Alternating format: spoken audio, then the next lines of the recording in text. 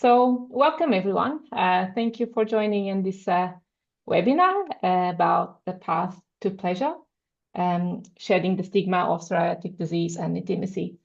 And as some of you know, this year the World Psoriasis Day theme was about family and family well-being, and we've done a lot of work this year about raising awareness on the well-being of family, the partners, caregivers. And one of the topics that we thought it would be very interesting to touch on would be in a partner relationship and intimacy, because we know that psoriatic disease can be quite debilitating and there's a lot of stigma, self-stigma, and that can have an effect on how people are open to share that their situation with their partners, for example. And so for that, we have the pleasure to have here today Dr. Mitchell Tepper, very well-known person in the field. So Dr. Mitchell is a sexologist and grew up with Crohn's disease and has been also living with a spinal cord injury for over 40 years. So understanding both chronic diseases, but also disability. And although his career started in finance and banking, he decided to then follow his passion and work more on the public health, so doing a master's in public health and a PhD in human sexuality education. And then from then on, he's been very dedicated in raising the topic of sexuality and ending the stigma and the silence around it, and about chronic conditions and disabilities. And you can find that Dr. Tepper has many books and book chapters, articles in magazines, but also peer-reviewed journals on the topic. So if you are interested in knowing more about this topic, feel free to look up his books, and you'll find some of them. Dr. Tepper is also founder of the Sexual Health Network and a website called sexualhealth.com, where those websites are dedicated to providing easy access to sexuality information, education, support, and counseling for people with disabilities, chronic conditions, and others as well. And so Dr. Mitch has prepared a few slides so to start the conversation. And after that, you are more than welcome, and please, you are invited to ask questions and your thoughts, and we'll get the discussion going, and hopefully you will enjoy the seminar. So Mitch, if you can then start your presentation. Thank you. Just give me one moment. And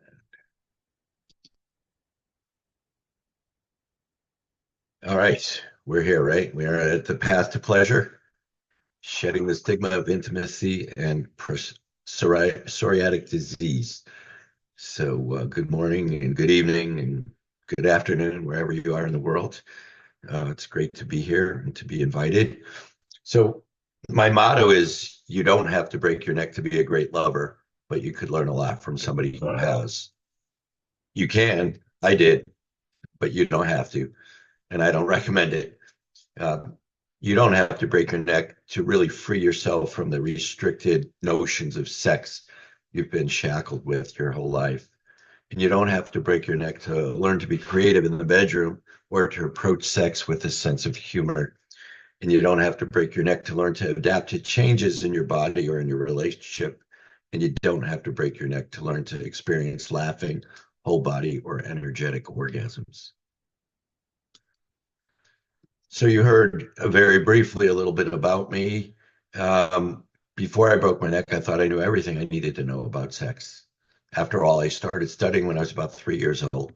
So this is a picture of me up in the upper left corner on your screen, in front of looking at a Playboy when I'm about 3 years old. So this was at my grandparents' house on the porch. So I guess my uncle's grandparents, I don't know, read Playboy, and I wasn't kept from looking at that. So I grew up in a family that was pretty open around sex, and so I didn't experience a lot of shame around sexuality that other people did. You know, my mother talk to me about the birds and the bees. And my dad said, do I need to speak with you about sex? And I'm like, I got it covered. He said, make sure you wear a condom and don't get an STD. So I got the key messages in sexuality education growing up. Um, as you heard, I grew up with Crohn's disease. So here in this second picture, the skinny kid here, I'm about 11 years old. Um, I had nicknames of Skin and Bones. Later, they called me Ghost because I was very anemic. I was very pale. And then I started being treated with prednisone, a steroid, and my face would blow up. And so they called me Chipmunk. So that's kind of growing up as a kid with different disabilities or conditions. You get nicknames. But I basically, I guess, grew resilient against that. So once I was treated, this is in high school, I like to do things like gymnastics, so it's just doing a handstand on a rail. I was captain of my swim team, and I did breaststroke and also springboard diving. This is not competitions, just a picture on vacation. And I like to do also karate. So then, feeling better, I got my job back. I had some surgery for my Crohn's, and I got an ileostomy, a bag on my side. But my doctor said not to let this thing keep me from doing what I wanted to do. And I said I wanted my job back as a lifeguard. So here's a picture of me later on at a lifeguard at a beach where I worked. And I ended up jumping over a line to get to the deeper end, which I would usually just dive over and do a flip. This time I was going out to fix a movie, so I put my hand down on the bag to keep it from coming off. It was tucked under my lifeguard shorts. Had the other hand in front of me with a tool to go fix that buoy. I dove in and I hit my head on the bottom before I could flip over, and then had this spinal cord injury. So that was my new journey is to move on like that. But when I found myself with a spinal cord injury, with paralysis, with erectile dysfunction, with bladder incontinence, with bowel incontinence, um, I was clueless regarding my future sex life. Um, so I asked my doctor, will I ever have children? And he said, well, statistics are only about 10% based on your injury. And that was true back in 1982 when I broke my neck. But it wasn't by the time I was ready to have children, technology had improved. So I was really left on my own to figure things out. So I tried to negotiate with my nurses to help to see if I could still ejaculate. I dated one of my nurses. I dated an occupational therapist. And here on my 21st birthday in the rehab hospital, this was kind of in a room where we had parties. My uncle sent me a stripper. And so this woman here came in dressed as a white coat as a dietitian, asking me what I wanted for my menu. And then music went on. And this is me here with still in a neck brace. And this was my girlfriend, Amy, at the time. So Amy, although I wasn't too serious with her, after I broke my neck, she wanted to get married. I'm like, oh, what's this about? So I pushed her away. But I did want to be with somebody, and roll the clock ahead 4 years. I had met my wife in school, my wife to be in college, and we got married in April 19th of 1986. So 4 years after my injury. You see, I was able to stand up with crutches and a brace and stuff like that for important events like getting married. But over time, I just found it much better, easier to get by in the world in a wheelchair, believe it or not. And then lastly, 10 years after that, I proved the doctors wrong by making this little guy, Jeremy. And I did that at home using vibrostimulation to elicit ejaculation and then at-home insemination. So I used those kind of technologies that I learned about to do this on my own. So this guy right now is 28 years old. So, my rehab was just full of sexual experimentation. So I was always very sexually curious, and so I guess I was well suited to do this for my living. So on to the real sex research. This image I use in so many of my presentations to make a point. So I'm going to ask you right now to put in the chat, tell me what you think this is a picture of, and I'll wait and give you guys a few moments to enter that in.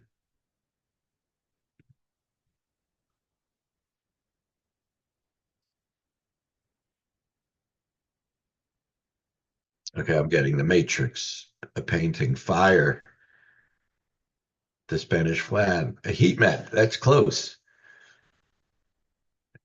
Fire, blur image of the sun. Any more? Confusion. Interesting. Blood vessels. We're getting close. Body reaction to sex or love. Bing. Kirsty wins. So fire.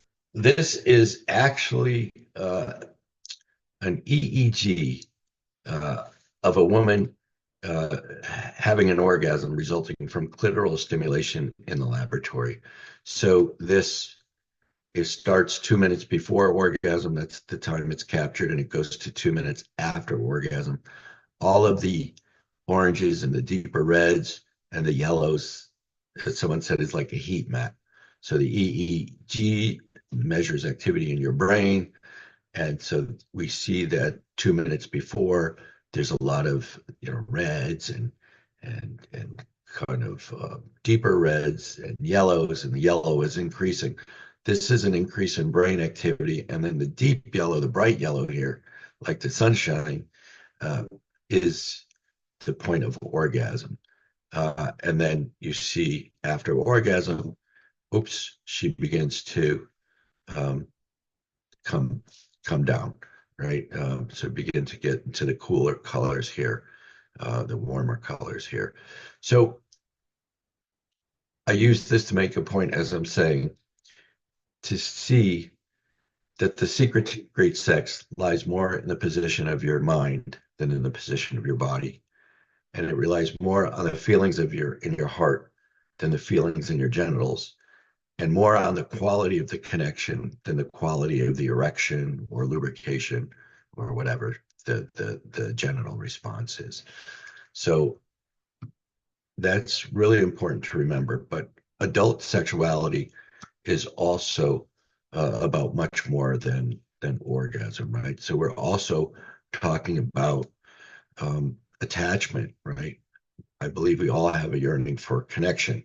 So from initial bonds based on touch when we're babies, to sexual bonds based on drives and desires as we get older, to the wish to share our most private parts of ourselves with another. So we want to love and to be loved by somebody who really sees us and accepts us for who we are, all of us, good, bad, and ugly. So we want someone who will be open to us, responsive to us, and pay attention to us. So that's my bias, my belief system. So this is Manny. Manny is one of the injured veterans in my new documentary called Love After War: Saving Love, Saving Lives. And why Manny doesn't have psoriatic disease or psoriasis, he has 85% burns over his bodies. Secondary, he was a Marine, to bringing another Marine out through a wall of fire. They had to get out or burn. So he carried this guy over his shoulder, brought him through, and ended up like with burns. And like psoriasis, someone with severe burns, like Manny, you see what's happening on his face, but you don't know that when he holds his wife's hand, he can't feel it because he's lost sensation in his skin. Or when he gets super aroused, he gets short of breath because the burns affected his lungs. So in addition to what you see on the outside, he's got these other issues secondary to the burns that you don't see. So in some ways, it's somewhat similar to what you may be experiencing. So I'm going to play this 2 minutes clip. It's Manny, followed a little comment by me, and then a reflection on what I asked her from his wife, Laura. So here it goes, under 2 minutes. The physical aspect of me recovering was easy. The therapy, not a problem. But relationships, it was tough because I was my biggest enemy.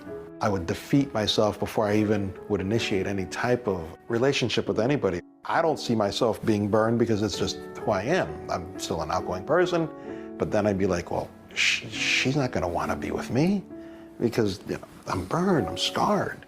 I'm not what fits the norm, what you see on TV. Often when we're talking about sexuality, we automatically think of the couple. But so many people, when they're injured, they are single, and they think that their disabilities are the end of their sexual life.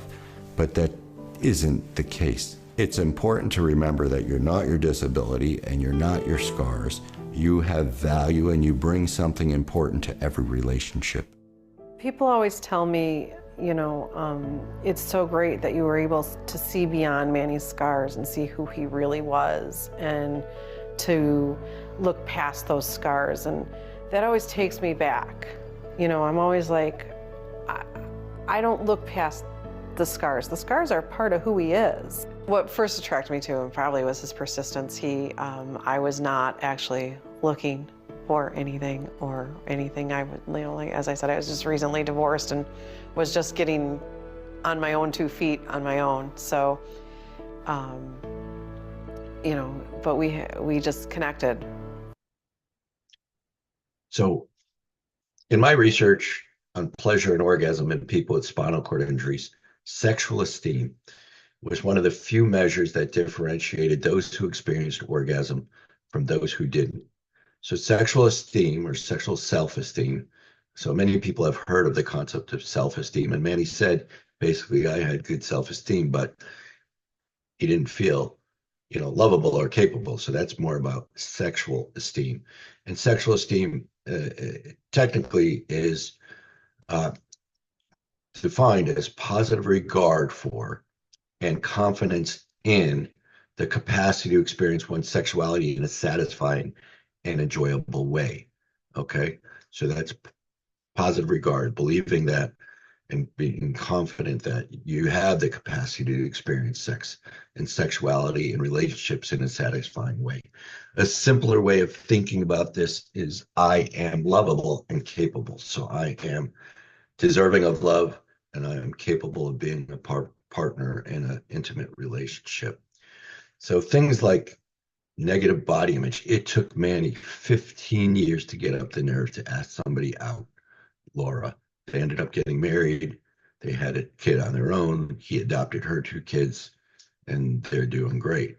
But he discounted his ability to be lovable for 15 years before he got the nerve up. And he happened to meet her at a burn conference, so he was more comfortable in that environment. So negative body image, stigma, the stigma of having a disability, a condition that some people might think is contagious, right? When people see a skin thing, they worry about catching it. And discrimination, all of these contribute to shame. And shame really kills positive regard and confidence. Pain, fatigue, joint stiffness, all are really legitimate reasons to avoid sex if you want to avoid sex. Depression, anxiety, stressing over why me, they could all put a damper on your desire and your sexual esteem. But I'm here really to tell you that your condition, no matter how severe, doesn't have to cripple your sex life and your intimate relationships.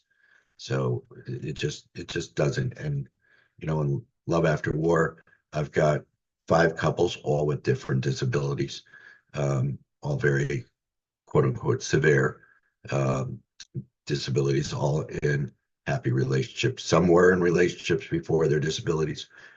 Others were single and ended up getting married, like Manny here. So the formula for, and then I'm only going to give you a brief thing about my formula, and we'll open it to Q&As because, you know, that's what I'm here for, to answer all of your questions.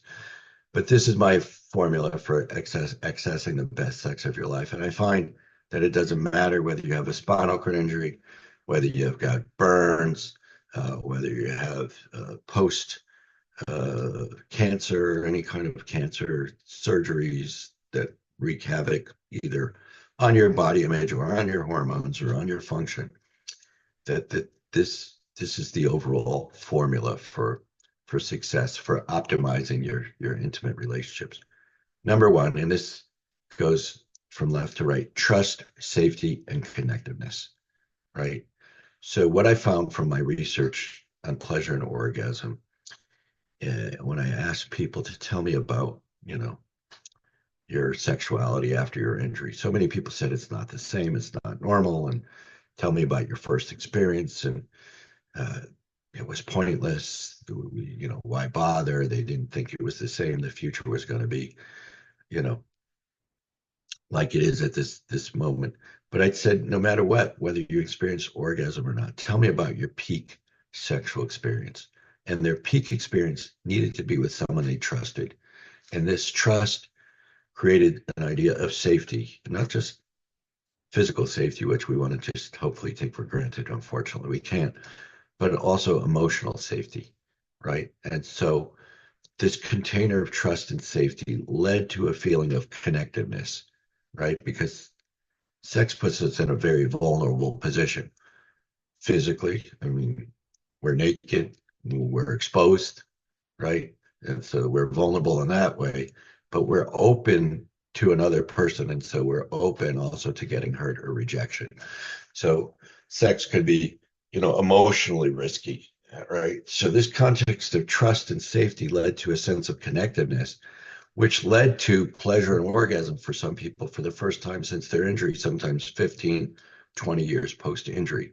So what they thought was pointless and why bother near the time of their injury, and maybe for years, turned out to be they had a whole, you know, happy sexual life ahead of them. So trust, safety, and connectiveness. So when we have a chronic condition and we're not feeling totally confident and our sexual esteem is maybe not as high as it could be because we don't have any experiences or we have had negative experiences, you know, we're not going to function as well, right? But if we take more time, so hooking up, whatever you call it, you know, the casual relationships maybe are fewer and more far between because they're riskier. But, you know, when you find someone that you trust, that you feel safe with, that you could reveal your secrets to, your fears to, and now you feel that trust and safety, that connectiveness, this has the ability to transcend, I believe, any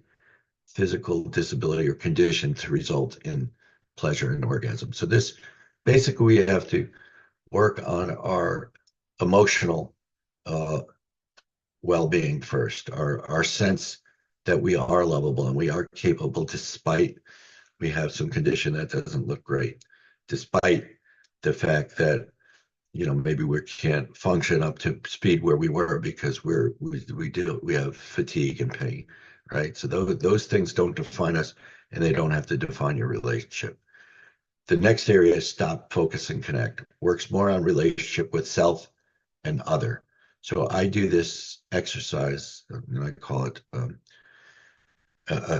adaptive tantra. So people have heard of tantra maybe, but it's somewhat esoteric, or it looks like some high level sex aerobics or something like that. But that's not what it is. It's really an orientation to life. And so, but we, at least in the United States, mindfulness is all the craze, right? Our Veterans Administration Hospital uses mindfulness, and they don't use techniques unless they're proven to be effective in the literature. So we have mindfulness, and anyone could go and get a mindfulness app. So mindfulness is also, like Tantra, a way of life. It's about being in the moment, right?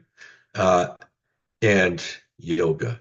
So I say, Tantra is equal to mindfulness plus yoga. Yoga is, in my study, I do adaptive yoga, but in a regular class, I adapt what I do myself. But the teacher basically says yoga is a breath practice, right? And that breathing is so fundamental to sex, right? And so we need to learn to breathe and to breathe deeply, and focus inward on ourselves, get balanced, and then focus on somebody else, and then connect. So if we take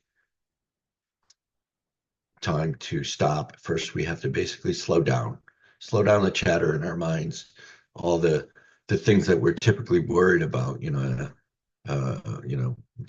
are they liking the way I look? Are my breasts, do they look bad if I have to be on top? If somebody else sees me during sex. So what do I look like? What do I sound like? Do I smell as I get more sweaty? And if you're worried about all these things, you're not going to be able to relax and enjoy the moment. So we have to slow down what's going on in our mind, often slow down what's going on with our partners, because when people don't have any issues and they're able-bodied, sometimes they rush through things and they're not really giving time for energy and good feelings to build. And connect with yourself, connect with the other. That could be through eye gazing, through we call like shadowing, like dancing, or it could be through sexual activity of any type. So that is relational. And then we get to the part that when people come to me when I do sex coaching, they want the logistics first. How do I go about, making myself ejaculate? How do I go back, finding a position when I really can't move, right? They're really, how do I go about, having intercourse, right? Or getting a better erection or more lubrication, right? Everybody comes and they want to know about the logistics. And for me, the logistics part is about creativity, adaptability, and having a sense of humor, right? Working at sex doesn't work. You really have to approach sex with curiosity and as more play than reproduction, right? Even if you're trying to have a baby, if you take that, you work on that too hard, the stress sometimes counteracts what's going on. So we want creativity, we want to bring in our imagination, adaptability. A lot of us have grown up with conditions or disabilities and we've learned to adapt. We have to take that same skills and put them towards our sex life, towards our relationships. And like I said, keep it light. So with this formula where we're looking towards being with someone we trust, and how do you develop trust? You have to take risks, risk getting hurt, and time, right? It takes time to develop trust. And, this, like I said, this